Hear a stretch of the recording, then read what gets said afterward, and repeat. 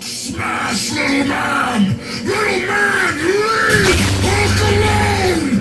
Hulk is strongest there is!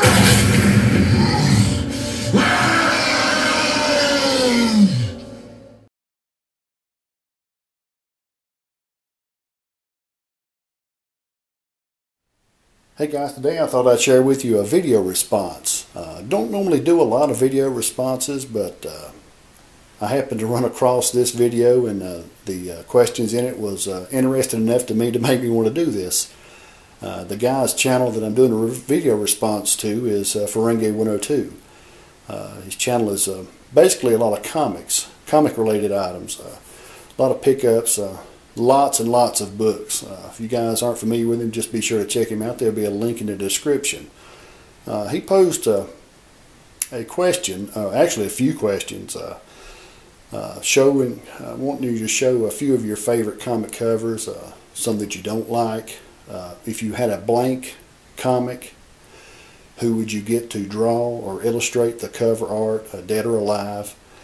And actually asking, have you ever bought a comic just for the cover, knowing that the story was unrelated or uninteresting, or whatever like that. But it's interesting to me because I just had this conversation with a guy at a comic shop recently about, people just buying comics for the cover, and when they open the books to read them, they find out that the story's not interesting. So it's a pretty interesting topic.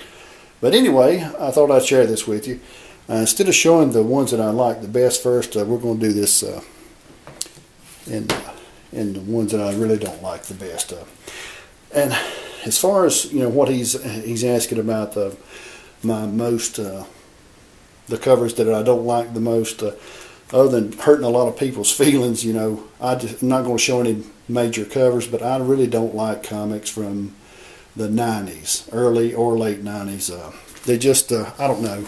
It's just my personal preference that I don't like them, and that's just me. I'm more of a vintage guy as far as comic book goes anyway. But I do have a few. One of the questions was, did you ever buy them just for the cover and find out that the stories on the inside wasn't very good? And it's these right here. These are modern comic Voltron, Defender of the Universe. This was typed after the television series, and I bought these on eBay, and after I got them home and got to look at them, I was just just disappointed in them, and it just wasn't really what I expected, which I'm sure all of us has had that experience before also. And as far as I don't have a lot of modern comics, and I'm not mean modern by the book name, but I mean up to date, newer stuff. But here's some of the Dark Horse. These are some of my favorite covers from the Dark Horse comics that I had, the Star Wars. Okay, and I've got to throw this one in also. This is Batman Absolution, and we'll get into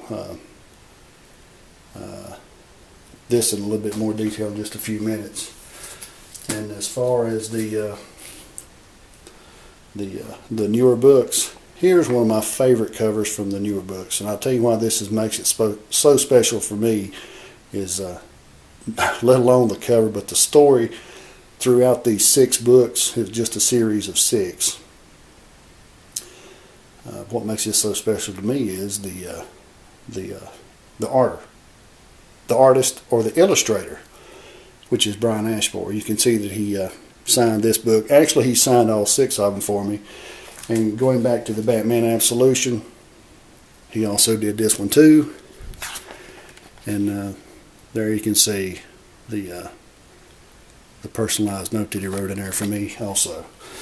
So there's that was my favorite of the up-to-date, more modern comics. And now we'll go on to the ones that I'm most familiar with are the vintage books. There's the Godzilla, issue 1, from the original Marvel series, The Empire Strikes Back, and I do have all 20 books of these, but this one right here has always been one of my favorite covers. It's got the Voltus V or Combattler on there with this fighting this five-headed monster. And I recently happened to run across issue 1 of the original Star Wars comic. That was a really good find too. And this issue, or this series, these was really good for a few issues, and I don't know, I just became disinterested in them, and I quit buying them. But I really do like that cover right there.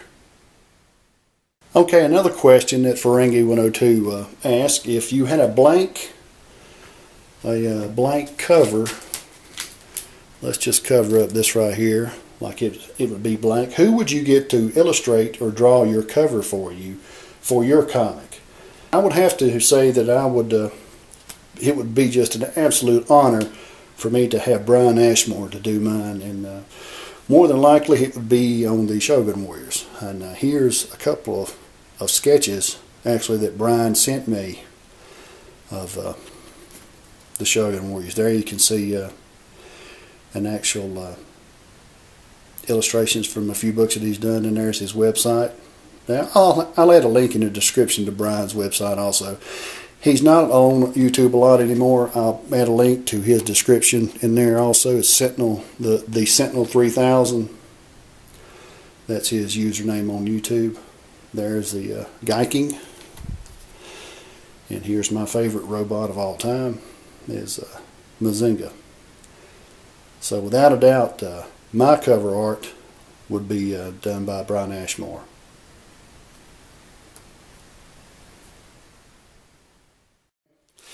And now, here's the favorites that I have from, you know, if the house was to catch on fire, this is what I would be running out the front door with. This is issue 99 of Marvel Tales starring Spider-Man. This is when Gwen Stacy dies, or died in the issue 98, and the Green Goblin dies in this issue. And here will be my all-time favorite comic cover and story and book. Actually, this is a king-size annual. This is number 2 from 1977, Marvel 2-in-1 Thing and Spider-Man. And if you guys are not familiar with this story, it's you just can't find stories like this anymore. Absolutely love this the story and the cover on this book. So that will be my favorites right there. Like I said, if you guys are not familiar with Ferengi102, be sure to check him out. And I like to throw out I don't know what you would call it actually, like a tag. I like to tag somebody to make a video response to mine. So I'm going to ask Darth Phoenix 619 to show a few of his favorite comic covers. I know he collects quite a few books. So guys, that's it. I really do appreciate everybody watching. If you got any comments or questions, just post them and I'll answer the best that I can. And that's all I have today for my collection.